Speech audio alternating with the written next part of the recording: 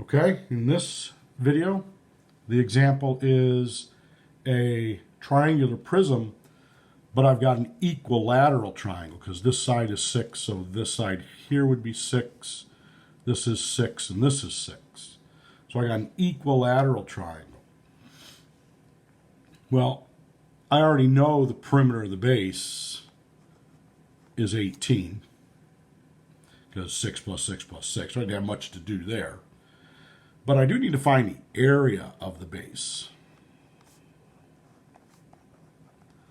which requires a little more work. So we got to remember back to our previous unit. This is 6, this is 6, this is equilateral triangle. So I'm going to draw the apothem in there. Makes that 3. We're going to put that triangle in there, the apothem radius triangle. This angle there was 30. So I got to find the area of that triangle. So this was 3, this was 30. I need to find that height there, x. So that would be tangent. Tangent 30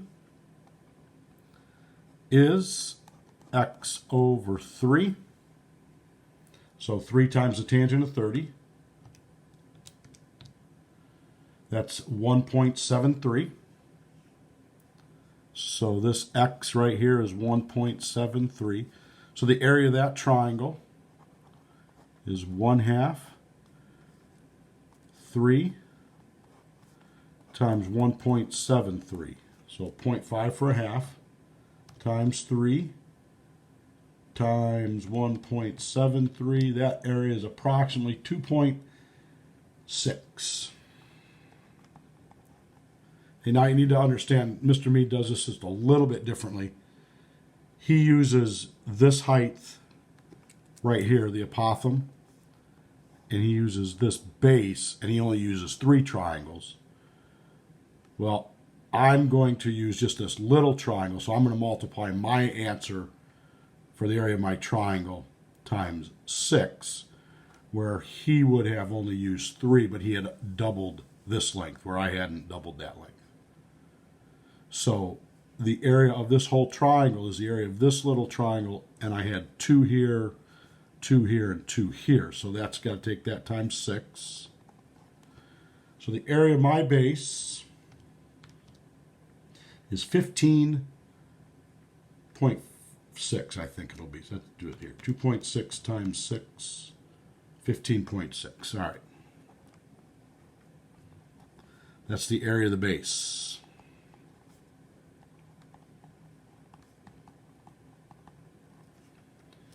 All right, so let's just come back up here to the top, and we'll do surface area is 2 areas of the base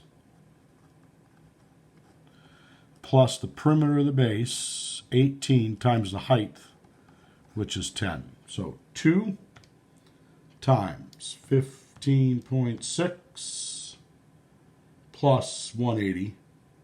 18 times 10 is 180. And I came up with 211.2. 211.2 units squared. I'm still doing area. If I came down here and did the volume, that's just the area of the base, 15.6 times the height, 10. So we're going to get 156 units cubed. And I rounded, so there is a little bit of an error in there. I didn't keep everything on the calculator as we went.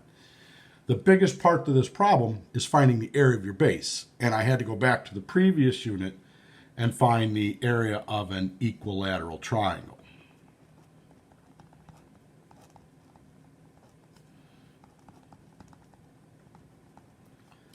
So that takes care of the surface area and the volume of that solid.